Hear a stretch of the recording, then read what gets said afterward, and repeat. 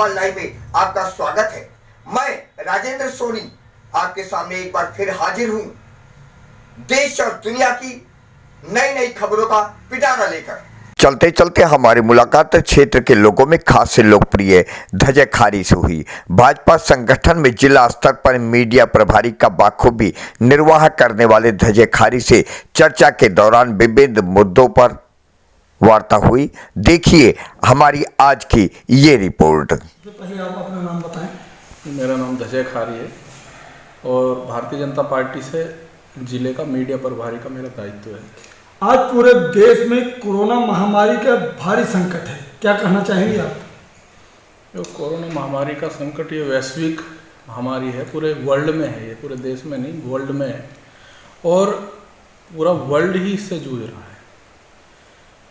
जहाँ तक मैं अपने भारतवर्ष की बात करूँ तो जो हमारे प्रधानमंत्री श्री नरेंद्र मोदी जी ने निर्णय लिया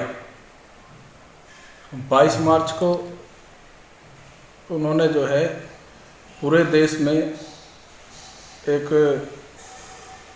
एक दिन का जो है पूरा लॉकडाउन लगाया था।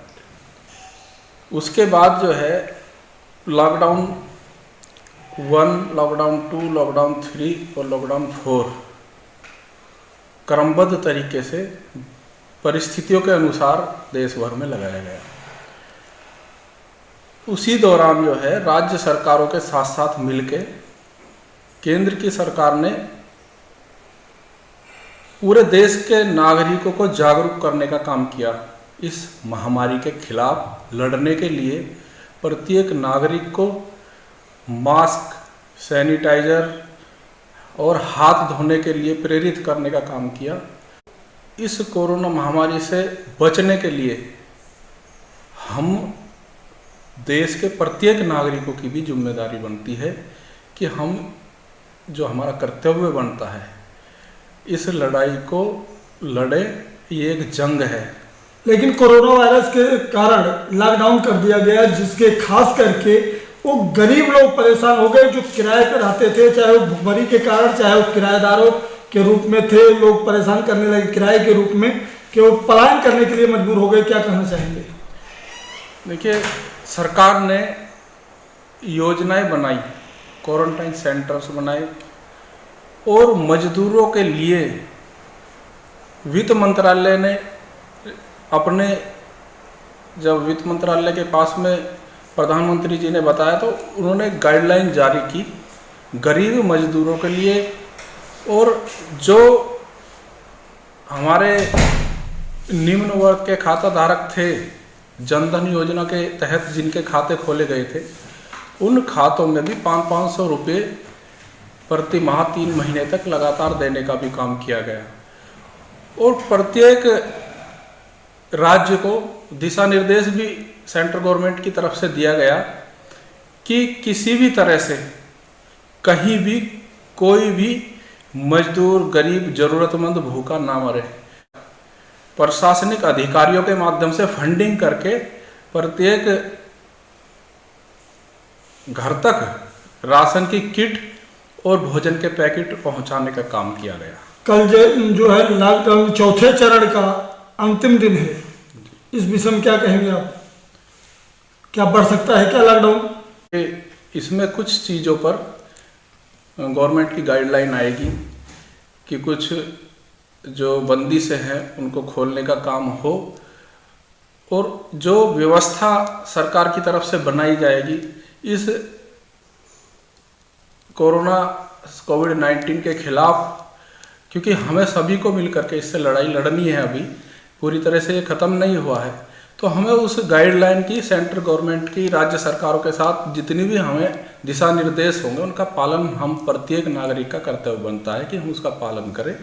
लोनी में कई ब्लॉक ऐसे हैं, कई वार्ड ऐसे हैं जहां अभी तक सही रूप से खाना नहीं पहुंच पा रहा है, इस विषय में क्या कहेंगे? जहाँ तक मैं समझता हूँ कि प्रत्येक वार्ड में खाना पहुँचाने का काम किया गया है और एनजीओ को प्रशासन और सरकार ने साथ मिला करके, क्योंकि मैं भी कई वार्डों में रहा हूँ, भोजन के पैकेट वितरण करने का काम किया है, राशन की किट भेजने का काम किया है। अभी पिछले उसमें हमारे माननीय जिलाध्यक्ष दिनेश सिंघल जी के दिशा निर्देशानुसार यहाँ के एसडीएम को ये कहा गया, उनकी एक बैठक हुई, उस बैठक में निर्णय लिया गया कि प्रत्येक वार्ड को में 200 भोजन सामग्री की किट भेजने का काम किया। प्रत्येक वार्ड में मैं समझता हूँ सभी वार्डों में लगभग वो किट पहुंची और उन किट को जरूरतमंदों तक पहुंचाने का सभासदों के माध्यम से काम किया गया है। आप क्षेत्र की जनता को क्या कहना चाहेंगे?